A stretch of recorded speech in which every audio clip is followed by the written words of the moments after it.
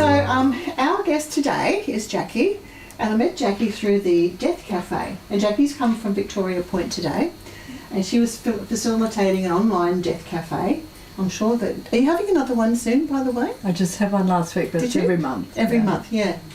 So anyway, and I was really interested in the Death Café because the first time I heard about it was about 6 years ago now, from someone down in Sydney when I was at a conference down there. I thought, Death Café, what's that? But anyway, Jacqui's got a background in nursing and palliative care as well, is that right? And also she's an End of Life Celebrant. Doula. Doula. No, you're a death doula, but and a funeral celebrant. That's what I meant to say, sorry. Yeah. So, and she's had a few unusual experiences while you were nursing too. So she's here to share all of that information with you today. So let's make her welcome. So thanks to Cheryl and her right-hand man Barry at the back for the invite. Look, I'm not sure I'm going to impart any wisdom today, but it was nice of Cheryl to invite me just to share some of my experiences, I guess personal, but also more from a nursing perspective and an end-of-life doula perspective. When Cheryl asked me what to call this session, I thought maybe there's more to life, and I could have got added that meets the eye. And I think there's what I've experienced both personally in seeing and being with people as they die, both in my personal life but also as a nurse and an end-of-life doula, is that I think there's a deep subconsciousness that we have, and even though you can physically be unconscious. So just some of the experiences I've had, and like I said, it's not rocket science, but it might be experiences you've had as well, or you know of people who've had it as well. But I've been nursing since the early 1980s. I'm a bit of a dinosaur when it comes to nursing, and the old hospital training, and so I'll bring some of the stories from then. But I moved fairly quickly from being a hospital-based nurse due to being a single parent for a while, not wanting shift work, to moving into community. And I guess since the late 1980s, I've been in community all that time. And in that time, I've had the great privilege and pleasure of supporting people through end of life and palliative care. People can die well at home, but a lot of people want to. I think there's about 75% of Australians want to, but only 14% do. But I've been fortunate in those roles to not only just be a clinician and working in amongst palliative care, but also as a manager of a palliative care service, as well as a general community service for large not-for-profits, but also research in palliative care and in training in palliative care. So even though I've had jobs that haven't been directly about palliative care, I've always had a great passion in that area, and I think it's such an important part. We give a lot of time and energy into birth and being pregnant, and we give very little thought, a lot of people, and probably not this group, probably the converted, but a lot of people don't want to talk about death and dying or even think about it. So so I decided to take a leap from being in a corporate type position in 2018 to establishing my own business, End of Life Transitions. And I called it that because I think we do transition. And during that time, from 2017 to current, I lost 6 significant people in my life through death. One, the most significant being my mum, and you'll see her hands in one. These are all my photos that I've got here today. But I also a mother-in-law as well. So, but I had 2 friends. I'm a cyclist. 2 of our friends died unexpectedly and quite tragically off their bikes individually. So I've had a few deaths, and what it did was it made me feel that we could do things better. And so that's why I still dip my toe in being a palliative care nurse for telehealth support across Queensland. But I also have chosen to be an end-of-life doula, and I have an unusual spirituality. So, but what today is, it's all, the essence of today is giving you some experiences that have led to this. And I look at it, I think we need to improve as a community our death literacy, our information and skills and knowledge about death and dying. And we need to normalise it. Just over 100 years ago, people used to give birth at home and they would die at home. And so right from our little people in our lives, our children, all the way up to the elderly, we were exposed to death and dying. It was normal. Mm-hmm. And we've institutionalised death and dying in our society, in our Western society. So part of my role as an End of Life Doula is to engage with communities doing death cafes, where I met Cheryl, and creating what we call a compassionate community. So the compassionate community is a social philosophy that started with Professor Alan Kelleher from Australia, who's now in the UK, but it says to engage everyone and anyone in our community, from children all the way up. Doesn't matter what business you are, collectively get to know people and support them if they've got a life-limiting condition, and then support the loved ones into bereavement, because we know we don't do grief and loss very well either. So I am a registered nurse still. I'm an end-of-life doula. I'll talk a little bit more about the doula role just briefly before I go into experiences. Funeral celebrant, and go around and do some public speaking, and a little bit about Death Cafe if we get the chance at the end. And I put photographer there because these are all my iPhone photos. I love taking photos. That's my mum and I holding hands as she transitioned from this life in 2017. So on being a doula, just very briefly, I won't deal a lot with that, but it's a very new role in our society. It's an international role. America and Canada and the UK and Australia is still in the evolutionary stage.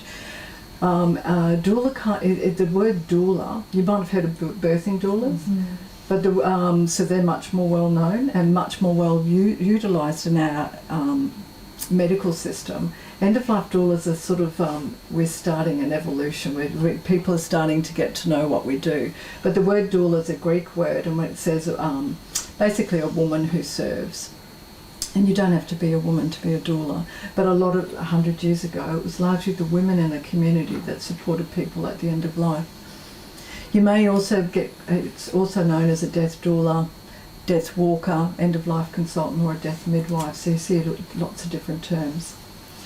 So with the role, basically it's an interesting role because it looks at the emotional and psychological and spiritual side of a person as they transition. And that's a little bit nebulous for a lot of people to understand, because when you get sick, people expect that health professionals will treat you, the doctors, the nurses, etc. This role does not erode that. This complements that, because there's a lot of time. Professor Alan Kelleher, who I mentioned before about compassionate communities, he's done a really good Vimeo video on compassionate communities, and he mentioned something that really resonated with me a few years ago. And it said when a person is diagnosed with a life-limiting illness, so likely not to be cured and likely to end their life, he said 5% of their journey is in front of a health professional, 95% isn't. And that's actually quite significant, because I think if we get sick, or our loved ones get sick, that we're going to spend a lot of time in front of a health professional. But when you think, those interactions are really short usually. Whereas the rest of the time it's the individual, their family, and that's where the doula can come in, and we can support people to have the important discussions about preparation. We can talk to them about their, engage with their families who aren't always wanting to talk about these areas. We can help plan living wakes. I don't know if you saw the article in the Courier Mail, I think it was last weekend. A woman in her 40s, I think, had terminal cancer. She'd had a living wake. So don't wait till you die to have a wake. Have it while you're alive, and celebrate it with the people that mean the most to you. We can help people design their own funerals. I mean, why leave it to the families? And we can also vigil with people. So as people are actively dying, we can sit with them. And some doulas, and I'm included, we choose to actually support families once the person's died, as in the rituals and the care of the body before they are taken to the funeral director. Now, not every doula does that, but people get a lot of, there's a lot of benefit in people taking their time and having a breath. If it's an unexpected death, it's a little bit different. But where you have a loved one who's died expectedly, people tend to say they can't bring them home from hospital, but you can. And the time limit's 5 days, but you obviously have to keep the body cool, and there's things that you have to do. But people can also care for their loved one at home, and they don't have to. They do have to go through certain processes, but they don't have to do things as quickly. We rush into things in this society. So that's a little bit about the doula. Sarah Kerr is an End of Life Doula from Canada, and she's got a business called Soul Passages. And I'm not here to promote Sarah herself. She does a great job, but I attended one of her classes last year. And she had this diagram that she presented that I thought sort of fit with today's talk. Now, I've just made it look a bit flashier, but all the words are hers. Now, I don't agree 100% with all the wording on there, but if you get the gist, that if you look at, we have a soul in the body, we incarnate. So we go from the preconception memories that some people have, then you have childhood past life memories, and it goes through a cycle. So it's a cycle of life.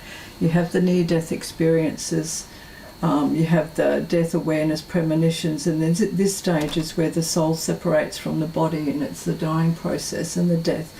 The choice point is the transitioning into another life, or the spirit or soul, whatever you'd like to call it. So some of those aspects, I'm just going to bring some of my experiences. Just talk a little louder. Oh, Jacqui. sorry, Yeah. sorry. Some of these, sorry about that. Is that better? Yeah. Sorry. Some of the experiences that are on that slide I'm going to bring hopefully today. But it's sort of just, it was a really interesting design of a concept of life, and she's very much into the incarnation and reincarnation, and you may not believe in that, but she's done a lot of shamanic and a lot of other intensive reading. But this really gelled because as she was going through this, sometimes I hadn't put a name or a term to my experiences, but some of this I thought, aha, I've had those experiences. So as I said, what you hear from me today is not going to be mind-blowing. It's probably going to be stuff that you may have experienced yourself, but I'm here just to share what they are. So childhood past memories. I guess if we look at Sarah's circle of life and death, one of the childhood past memories, probably the earliest I can remember being about probably from 7 or 8 years of age onwards to probably my early teens, I would regularly have dreams that I was a soldier, I was a man, and I had been shot and I had died. And they didn't scare me, dreams. And I wasn't I've got no one in the military. We don't have a military family or anything. I wasn't exposed to that type of element. But they just were, they were continuous, and they happened quite often. And like I said, I had no fear factor with regards to them. But they were extraordinarily real. And there was some, I don't know why, but there was some comforting notion that even back then I felt that there was, that we, and I'm sorry if you don't believe this, but this is just me sharing, but I believe that when we die, then an essence of us comes back into another form, and our learnings from this life go into that next form, and you bring that with you. So I felt that essence from that soldier, that there were some learnings that I was gathering from that. And the beauty was that even though it was violent, I got shot, I died, I wasn't scared. Then my daughter, I've got 2 children, and my beautiful daughter Sarah's 35 now, but when she was 3.5, she was just a typical little girl that would, laugh and play Barbies and do all the things. But when she was 3.5, we were sitting at a kitchen table, my ex-husband and I at the time, and just out of the blue, Sarah said, when I was an old lady, and she went on and told me a story, and it was an old lady's voice, it was an old lady's story, and my ex-husband and I looked at each other and go, what the? And then just like a light bulb went on, she had that, the light bulb went off, and she was a little girl laughing and talking about Barbies and everything else again. Now, I believe that I believe we all have something in us that can be a bit psychic. Some people might think we're psycho, but I mean, I think we have that essence if we use it and tap into it, and I believe my daughter and I have that. But it was just something I wanted to share. It was really very, very different. I hadn't seen her do it again, but just the fact that her voice and her whole persona changed was really quite interesting. The spontaneous after-death experiences and empathic death experiences.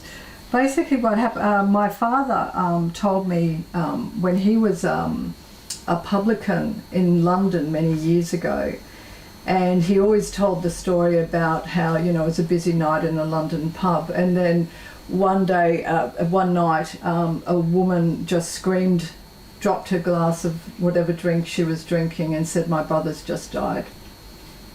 And this is obviously in the day when you don't have mobile phones, and it wasn't, you can't phone up someone and check and stuff like that. But she just went grey and just said, "I know he's died."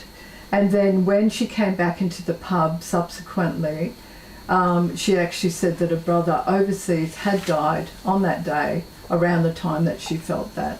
So that was just, and some people call that a spontaneous after-death experience, where people can either mimic what someone else is going through across the miles or wherever they are, and they can actually sense that someone has passed.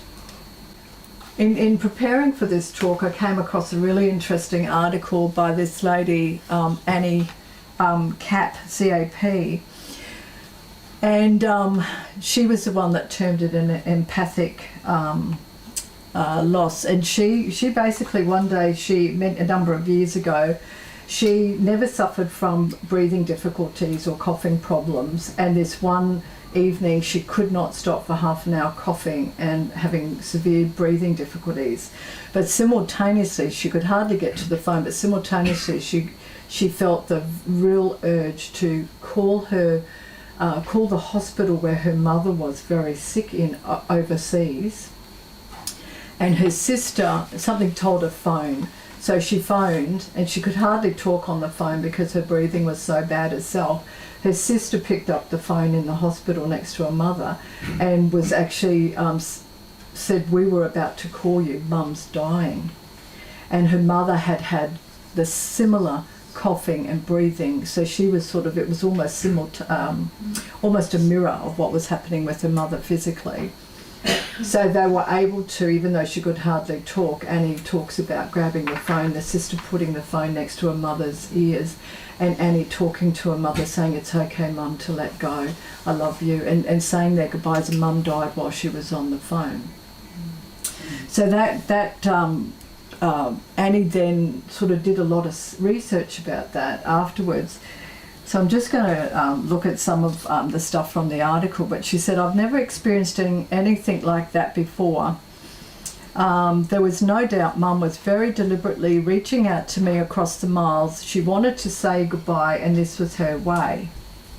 So Annie did some research, and she said she called it empathic death experience, in which she physically felt her mother's fatal symptoms. She wrote a book called Beyond Goodbye as a consequence to that.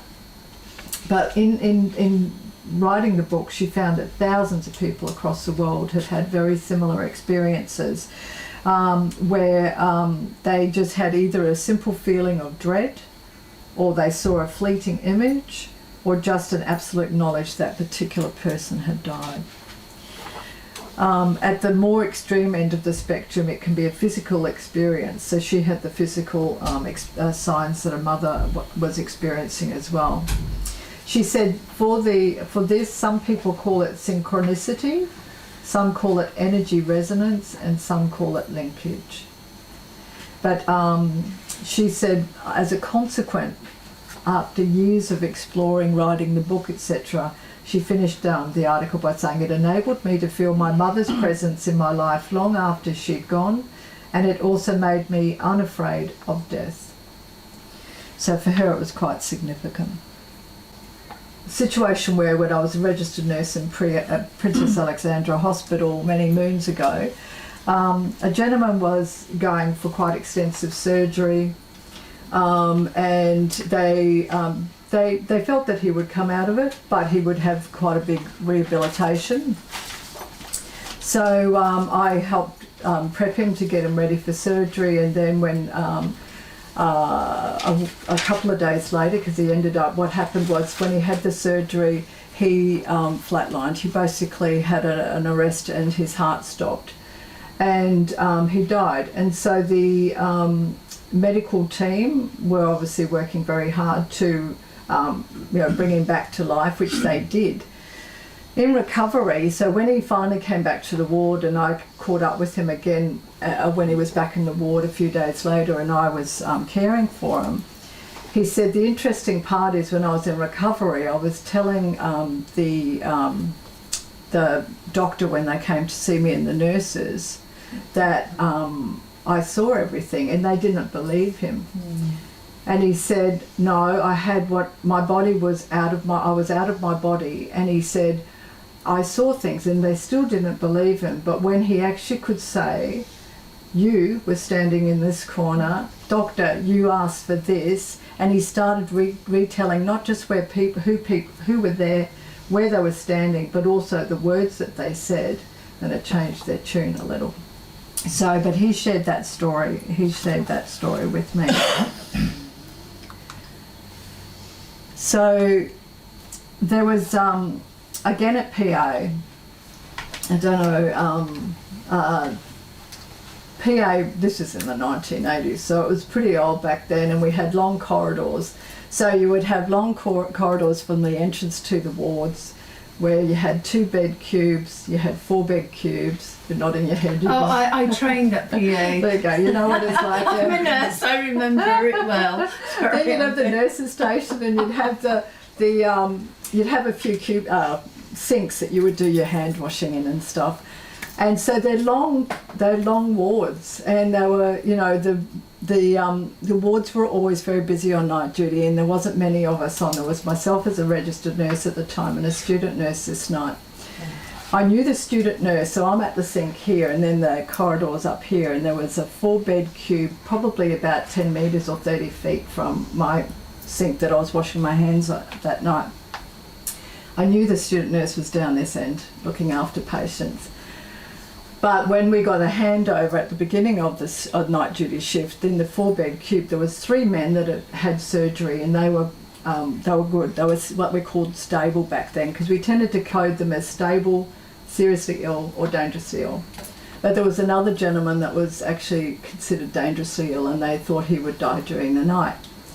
So I'm about 1 a.m. in the morning, I'm washing my hands, and I could just sense someone was watching me. And I looked up, and like it's dark because it's night duty, and I looked up, and in the 4-bed cube I saw what looked like a person initially, like an apparition, looking around at me, because I'm down there, looking around at me and then ducking quickly back.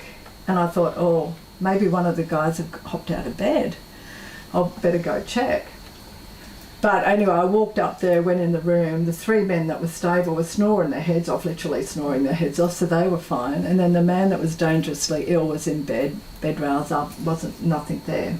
I thought, okay, that's strange, because there was nowhere else that person or whatever could come from. Happened another 2 times during that shift. Always when I'm washing my hands, always a similar apparition type thing. But what it was as each subsequent one, the person where the apparition was initially sort of going quickly back, they just more casual by the 3rd time, and it was more peaceful, and I didn't feel the sense of alarm. Went up and checked each time, and a couple of hours after the last apparition, the gentleman who was dangerously ill actually turned a corner, and he actually started getting better. His observations got better, and by that morning at 7 o'clock he was seriously ill instead of dangerously ill, but he was a lot more stable, and he eventually recovered. I didn't get the opportunity to talk to him about that. I was only a young nurse too, and it was kind of a little bit, but it's something that stuck with me, that I felt that this was this gentleman transitions, deciding where he was going to be. Was he going to stay in this world, or was he going to transition out? But he wanted someone to check on him, and that someone was me. So that was that story. The nearing death experience or near death experiences, this one here, I'll go to that one. It's not uncommon for nurses, or if you're in the health profession, to actually see, to know of situations where people have been unconscious or semi-unconscious, dying, and then they rally. And then that rally, that alertness that they present with may last for a short time, a couple of minutes, half an hour, a couple of hours, or it may last for a longer time. I've faded this out of respect for my family, but this is some of my family. And my ex-mum-in-law was like a second mum to me. And she was a pocket rocket. She was in her 90s and she was absolutely pocket rocket up until she had a heart event. And then she ended up in intensive care, and because of the injury to her heart and other things, and just because she was 92, things were pretty tired, organ-wise, they intubated her and stuck a tube into her for breathing support. And all the family rallied around and were prepared to say our goodbyes.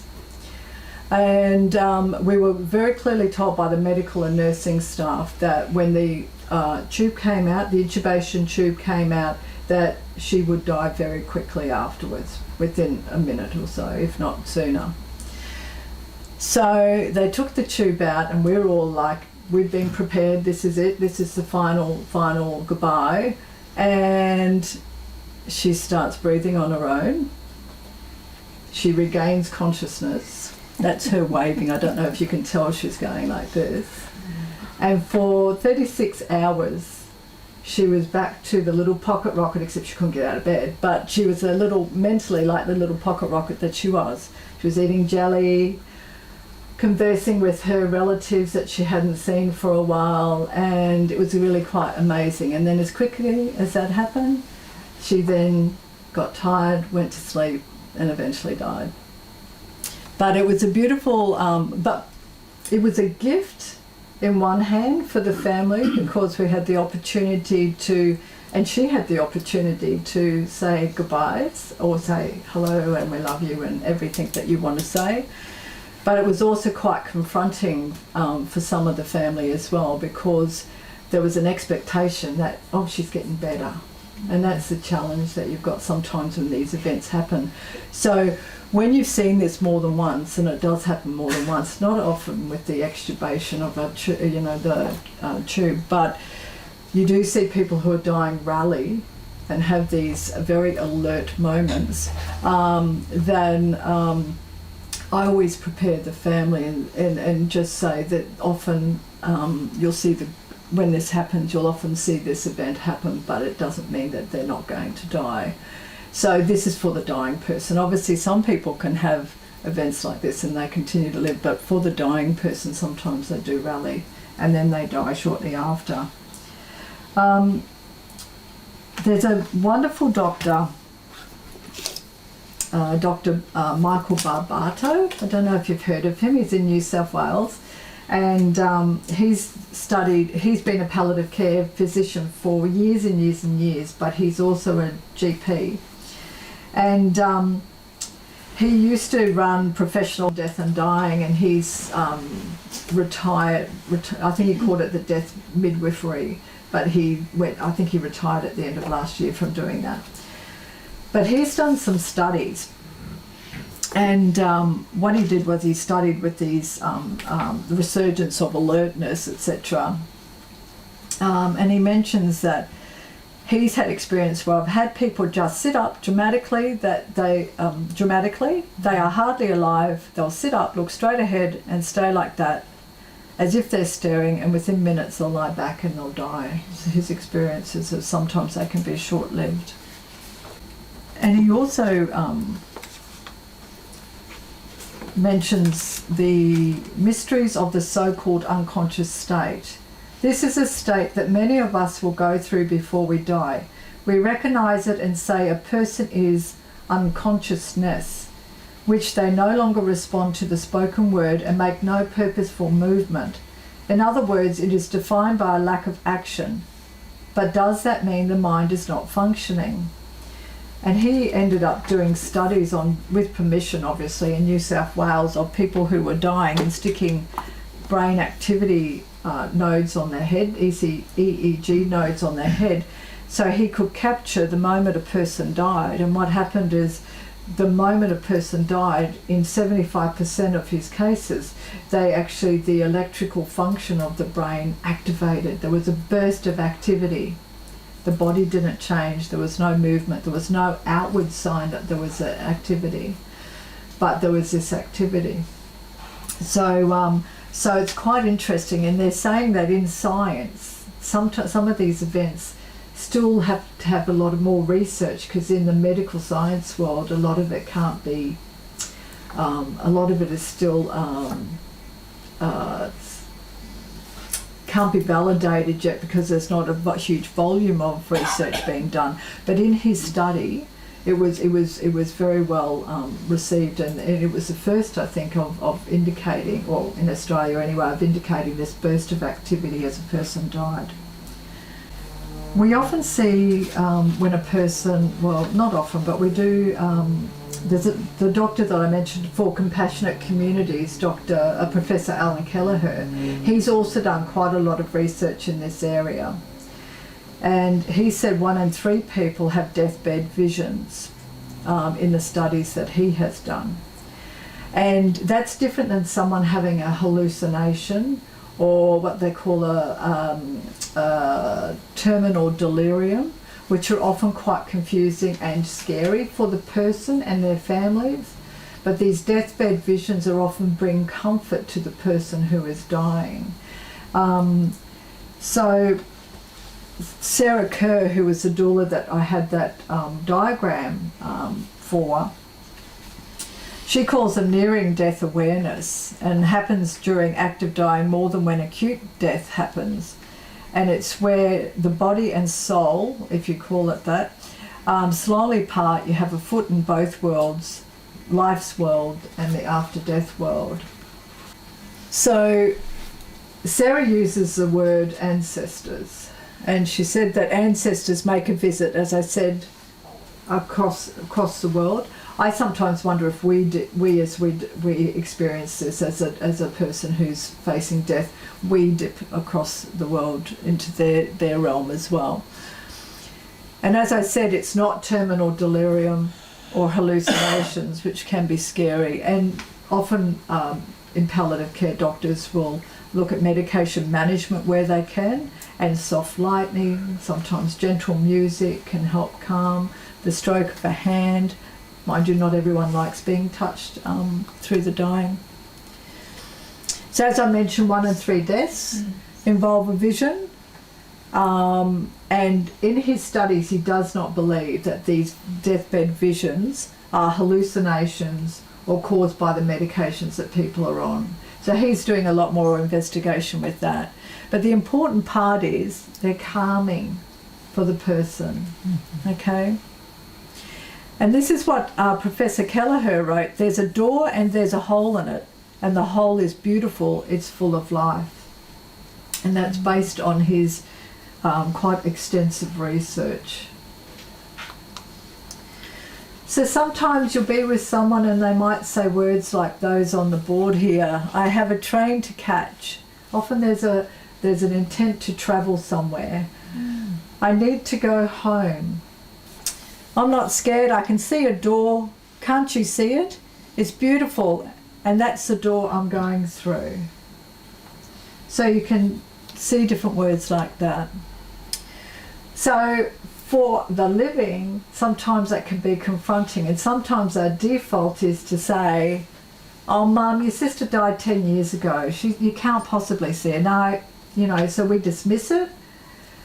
But instead, we are now encouraged to say things such as, when you go home to see your sister, what will you do there together? So in palliative care, we're learning that when people come with these visions, now some people have deathbed visions or make these comments, they have these visions and they rally and they live. But for the dying person, when they say these type of words, it may be that they stare and they're in a trance, but it's not to diss and deny them the right that what they're experiencing isn't real just because we can't see it, but for them it's very real. And so it's supporting them along the way. Is our subconscious somehow programmed to comfort us at the moment of our greatest uncertainty? So we often hear about when someone dies, the last thing that the last sense to go is their hearing. So Dr. Barbato did with his research where he connected people to the EEG brain monitors as they're dying. He writes here, Alberto was the first person we monitored in this study. At the time the machine was connected, he was deeply unconscious and unresponsive, even when turned. So they have a scoring, okay, when they were checking the electrical impulses. His reading was 40. No sooner had I connected the machine than the bedside phone rang and the level immediately jumped to 65, suggesting that the ring had least registered in his mind. Seeing this, his mother asked whether the same response might occur if she spoke to her son. And he's writing this as a practitioner, an experienced practitioner. He said, not sure of what to expect and fearing disappointment if there was no response. I hesitantly agreed. So the mother bent over and whispered into her son's ear.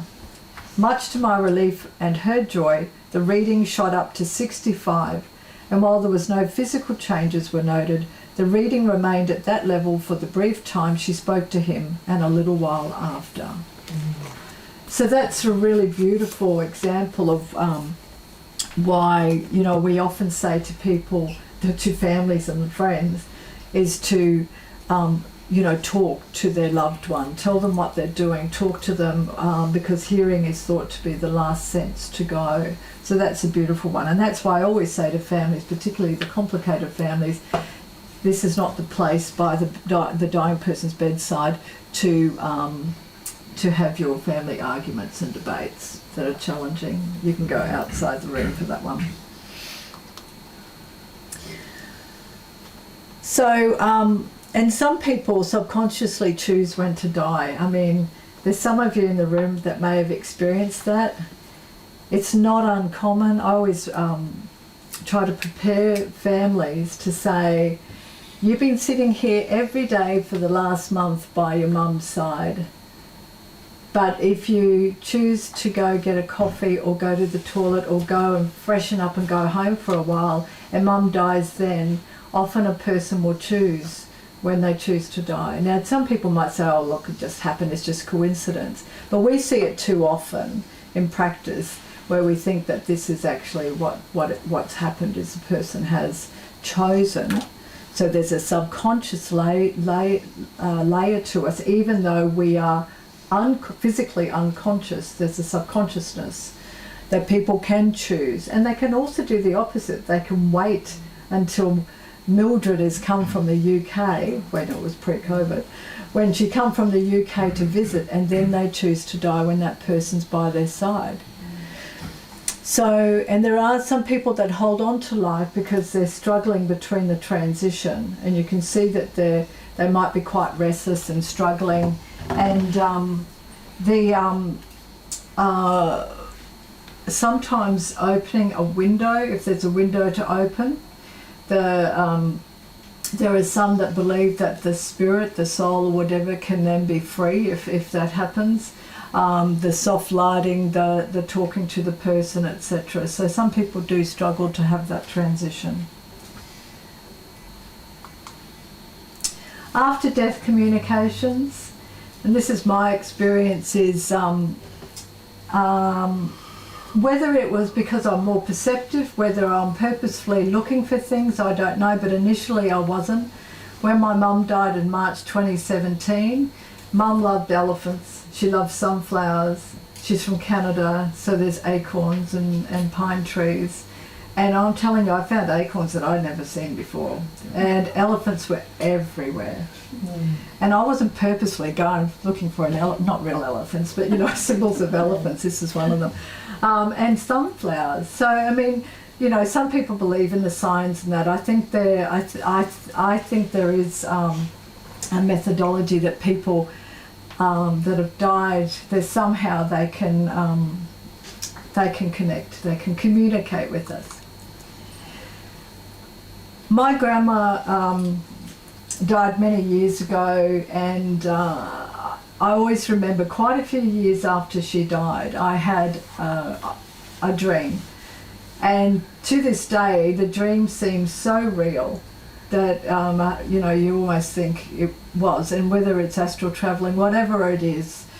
But all it was I was in an old Queenslander. I was walking through the front door. Everything was very subdued lighting. It wasn't dark, but it wasn't lit up.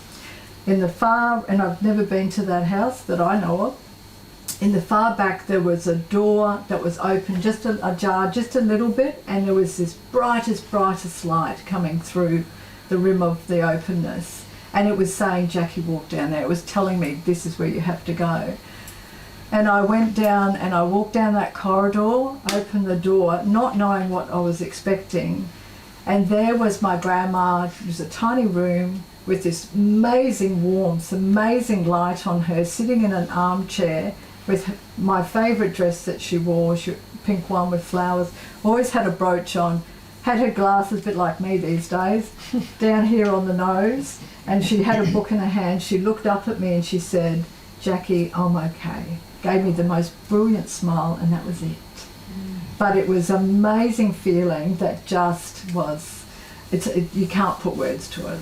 It's something that's in here. And then my mum, interestingly, she died from a catastrophic stroke. So she had a type of stroke, and the type of bleed that she had, it was a ischemic stroke. And she was never going to be able to open her eyes physically again because of the damage to her brain. So even if she wanted to, she couldn't open her eyes. She wouldn't be able to eat, she wouldn't be able to drink, she wouldn't be able to move. Basically a locked-in syndrome type thing. So she survived. I won't say she lived. She survived for 5.5 days after that.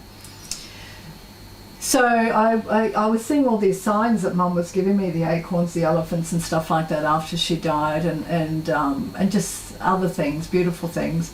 But I wanted her to come to me in a dream, and she wasn't like my grandma had, and nothing was happening. And then you can't force these things, they just happen. And then probably a year or so later, I would get little snippets of dreams. Now, whether this was Mum visiting me, but I think it kind of was.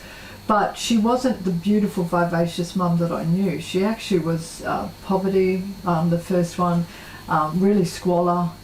So it wasn't great. So I wondered whether, and then I've had 3 since then, and she's now my mum. She's now my mum, happy, beautiful, vivacious, and colour is in the world, whereas initially it wasn't. So I don't know whether our subconscious, what it does to us, or whether they are signs after death communication. But for me, it was almost saying to me, Mum was always really scared of dying. And her transition would not have been easy because of the way she died. So I think sometimes that initial bleakness and how she presented was Mum probably, I don't know whether she's still, sometimes they say there's people that can be a bit trapped in this earth. But now she's free. After death communications, this feather, I mean they're all real pictures, this feather actually landed by my foot. I'm a funeral celebrant, and my most recent funeral was a memorial for a man called Jack. And Jack was so loved by his family, just absolutely close-knit family, to the point that the little grandies were just loved him to bits.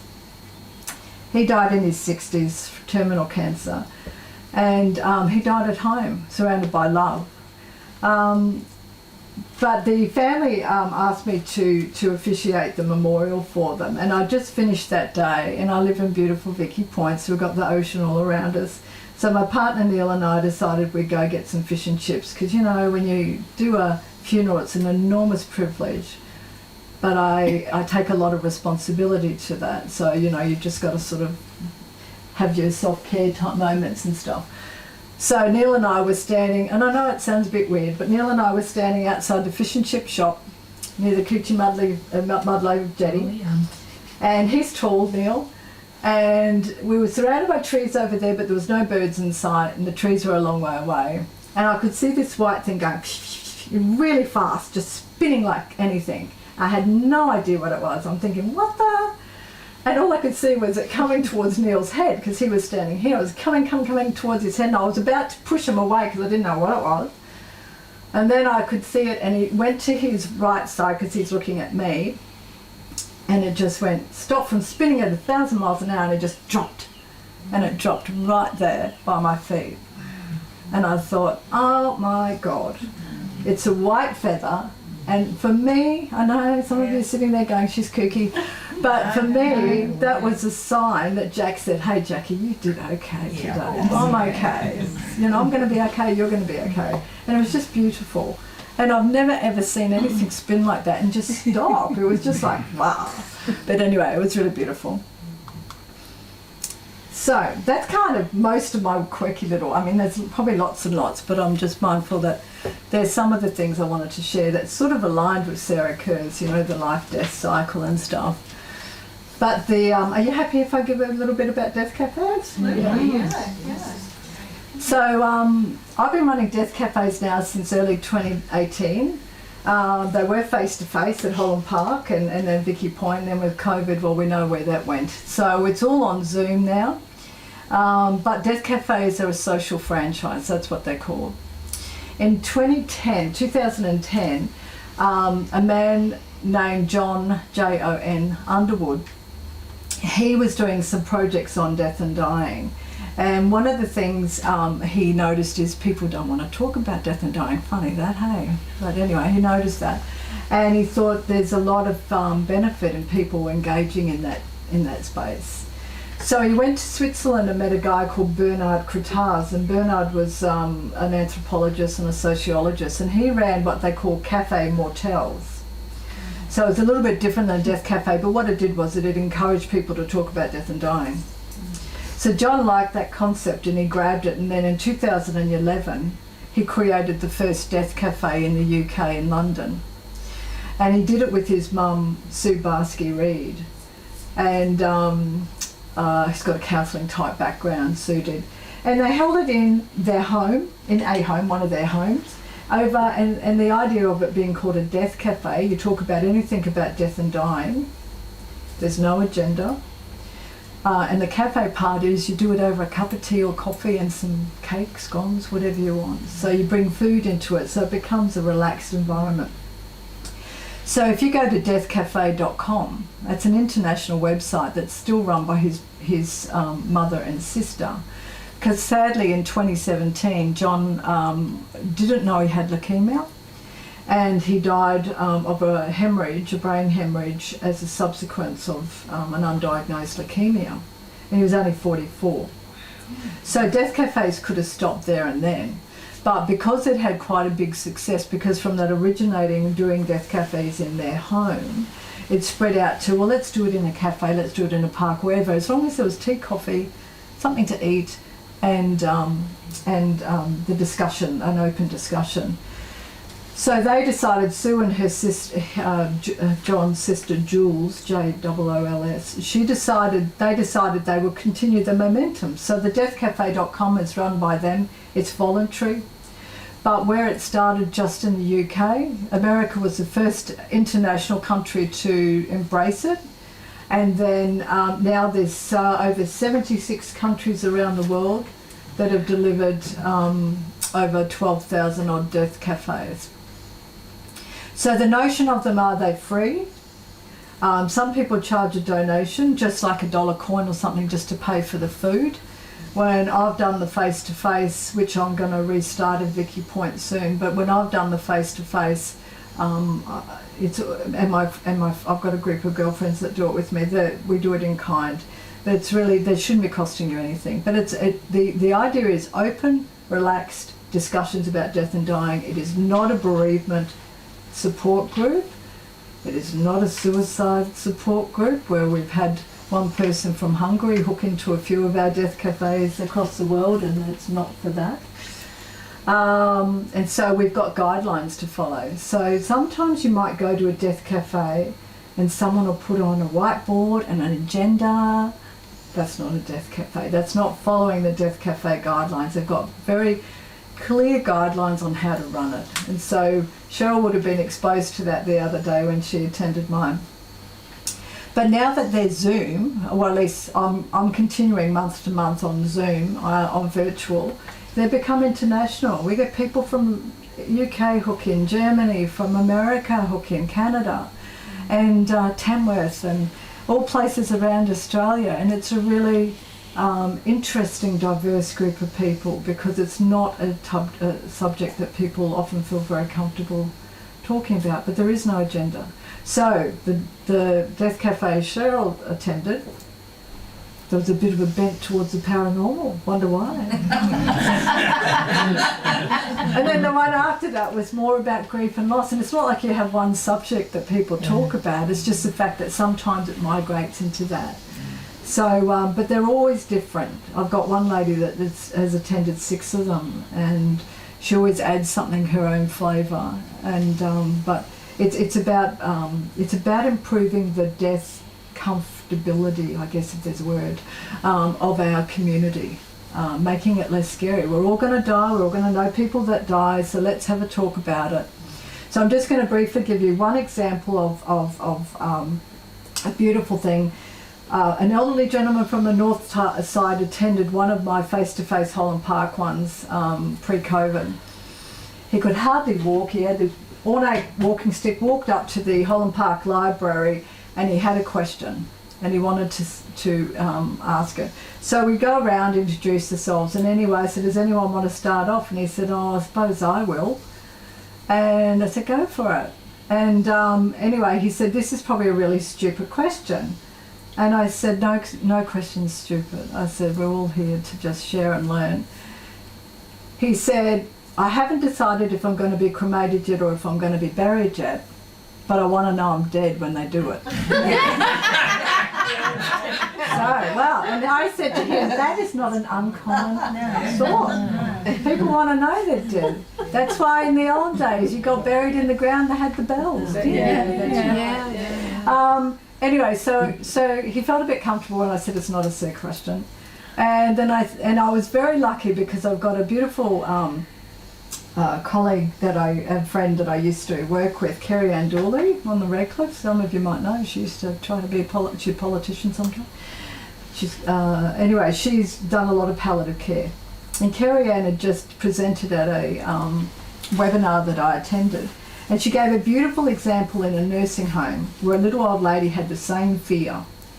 She was preparing her documentation for death. She wanted to get it right, but she wanted to know she was dead before they did anything to her body, and she wanted to be cremated.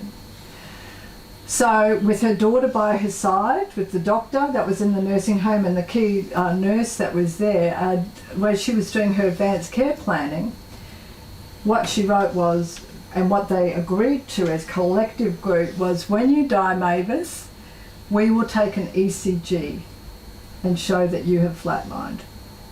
There's no pulse. We'll do all the things we have to do, because you don't normally do an ECG when someone dies. The doctor does other things. But we will do that. But she wanted one step extra. Good. I want you to do the ECG, but I want you to sticky tape it to my dead body so that everyone can see I'm dead. And I want you to give my daughter, while it's being done, I want her to be here and I want her to get another copy. So that's what they did. Wow. Right. So when I told it to this little old man, it was just like the weight of his shoulders was off, weight was off his shoulder. He go, oh, that's what I'm going to do. Yeah. So, I mean, they're the type of quirky things that can happen at a death cafe. I mean, that's probably one of the nicest shared stories that I think I've learnt from that man, just talking about it. But anyway, so that's a little bit about death cafes. So I can send Cheryl, if you want the flyer, I can send you when the dates are, but you go through Eventbrite, but you don't have to go to mine. I'm probably the most active, well, I am the most active in Brisbane, but in running them, but anyone can run them. And there's a bit of an art, but anyone can do them. And then face-to-face is, I think, I'm lucky that I use libraries. They don't charge you because I don't charge people to attend, and and it's a great conversation. And I think that's it. Yeah, that's me. My quirky.